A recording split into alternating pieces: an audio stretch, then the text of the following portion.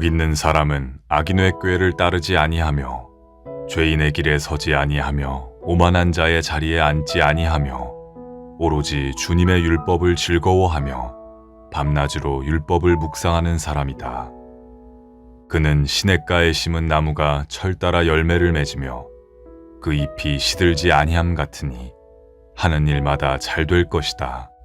오늘 여러분과 함께 속회공과 20과의 말씀 우리 함께 나누도록 하겠습니다. 자, 오늘 말씀에 보면 복 있는 사람이 등장합니다. 자, 오늘 말씀을 그냥 겉으로 보면은 우리가 이렇게 하면 복 있는 사람이다 라는 말씀으로 이해할 수 있지만, 그러나 여기서 복 있는 사람이라는 것은 예수님 믿는 사람을 말하는 거예요.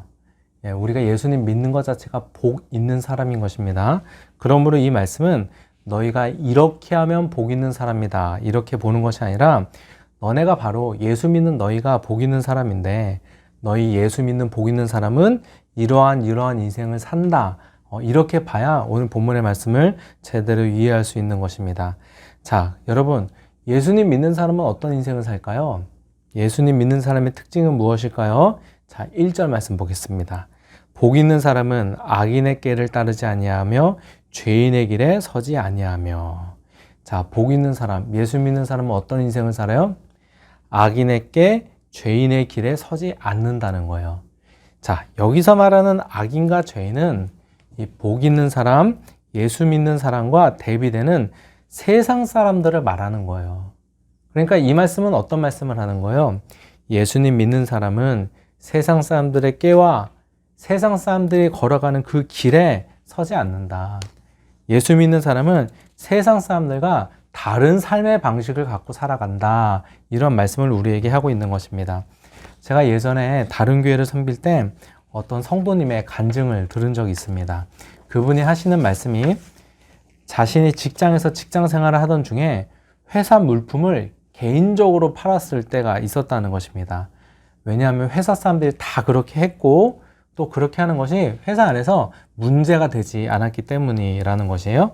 그런데 회사에서 자신이 개인적으로 회사 물품을 팔게 된 사실을 알게 되었고, 그 일로 인해 회사에서 해고되는 것은 물론이고 법정 소송까지 갈 정도로 큰 문제가 되었다고 합니다.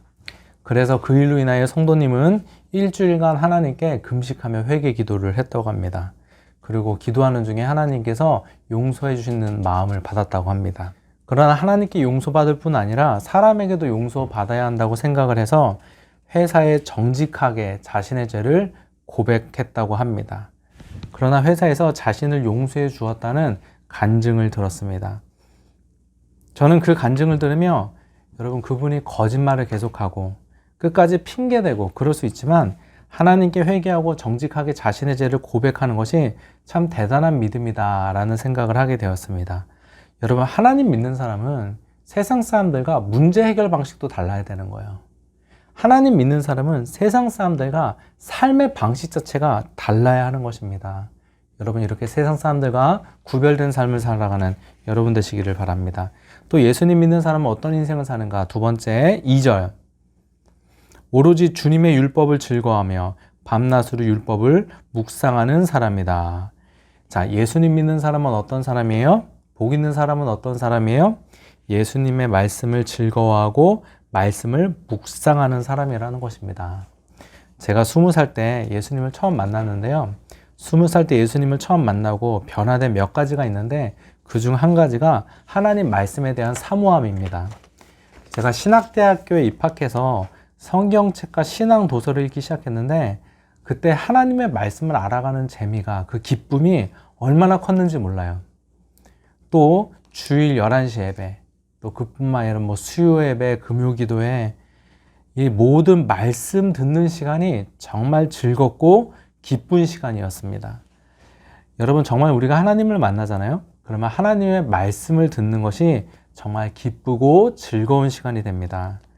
여러분, 이렇게 말씀을 묵상하고 말씀을 즐거워하는 사람은 어떠한 인생을 살게 될까요? 3절 말씀 보세요. 3절. 그는 시냇가에 심은 나무가, 여러분 잘 보세요. 나무가 있습니다. 근데 그 나무의 뿌리가 시냇가에 닿아 있어요. 여러분, 그러면 그 나무가 잘 자랄까요? 잘 자라지 않을까요? 무한히 공급되는 물로 인해 그 나무가 잘 자라겠죠? 열매를 맺겠죠. 3절 말씀 다시 한번 볼까요? 그는 시냇가에 심은 나무가 철을 따라 열매를 맺으며 그 잎이 시들지 아니한 같으니. 시냇가에 심겨진 나무는 어떻게 돼요? 열매를 맺는다는 거예요. 잎이 시들지가 않는다는 거예요. 이와 같이 말씀을 묵상하는 사람은 시냇가에 심겨진 나무처럼 열매 맺게 되는 인생을 산다는 것입니다. 이찬수 목사님이 쓰신 붙들어 주심이라는 책이 있는데요. 그 책에 보면 이런 내용이 나옵니다. 이 분당 우리 교회에 무용을 전공한 고등학교 2학년 학생이 있었다고 합니다. 그런데 그 학생이 갑자기 뇌종양 판정을 받게 되었다고 합니다. 그러나 감사하게도 그 아이의 어머니와 무용 선생님이 끊임없이 그 아이에게 말씀으로 권면하고 선포하며 그 신앙을 잘 붙들어 주었다고 합니다. 그리고 그 학생이 이사야 43장 1절의 말씀을 붙잡고 기도하기 시작했다고 합니다. 야곱아, 너를 창조하신 여호와께서 지금 말씀하시느니라. 이스라엘아, 너를 지으신 이가 말씀하시느니라. 너는 두려워하지 말라. 내가 너를 구속하였고 내가 너를 지명하여 불렀느니 너는 내 것이라. 놀랍게도 그 여학생은 이 말씀을 붙잡고 기도하며 항암 투쟁 가운데서도 낙심하지 않았고 무사히 항암 치료를 마칠 수 있었다고 합니다. 그리고 나중에 후배들이 보는 앞에서 자신은 말씀으로 이 위기를 이겨낼 수 있었다는 간증을 하며 자신이 창작한 창작 무용을 선보였다는 이야기를 제가 글에서 읽은 적이 있습니다. 여러분, 어떠한 문제가 찾아와도 우리의 신앙이 말씀에 뿌리를 내잖아요. 여러분, 그럼 넘어지지 않습니다. 시냇가에 심겨진 나무처럼 열매를 맺고 잎사귀가 마르지 않는 우리가 신앙생활을 할 수 있게 되는 것입니다. 여러분의 신앙은 어떻습니까? 여러분, 말씀에 뿌리 내려 있으십니까? 여러분, 우리의 신앙의 출발이 체험으로부터 시작했다 할지라도 우리의 신앙이 점점 말씀 중심의 신앙으로 세워져야 됩니다. 여러분, 말씀에 뿌리 내리는 신앙생활로 여러분의 신앙이 시냇가에 심겨진 나무처럼 열매 맺는 인생이 되기를 주님의 이름으로 부탁드립니다. 오늘 예수님 믿는 사람의 특징 2가지 살펴봤습니다. 첫 번째, 세상 사람들과는 다른 삶의 방식을 살아간다. 두 번째, 말씀을 즐거워하고 묵상하는 삶을 산다. 이렇게 말씀을 즐거워하고 묵상하는 삶을 사는 사람은 시냇가에 심겨진 나무처럼 열매를 맺고 마르지 않는 형통한 인생을 살게 된다. 이 말씀 붙들고 여러분 하나님의 사람답게 살아가는 여러분 되시기를 부탁드립니다. 나눈 질문 드리겠습니다. 첫 번째 나눈 질문, 세상 사람들과 생각이나 사고방식의 차이로 갈등을 겪었던 경험이 있다면 한번 나눠보시기 바랍니다. 두 번째, 여러분 어려움 가운데 말씀을 붙들고 그 어려움을 이겨냈던 경험이 있다면 여러분 함께 나눠보시기 바랍니다. 여러분 이번 한 주간도 믿음으로 승리하는 여러분 되시기를 바랍니다. 감사합니다.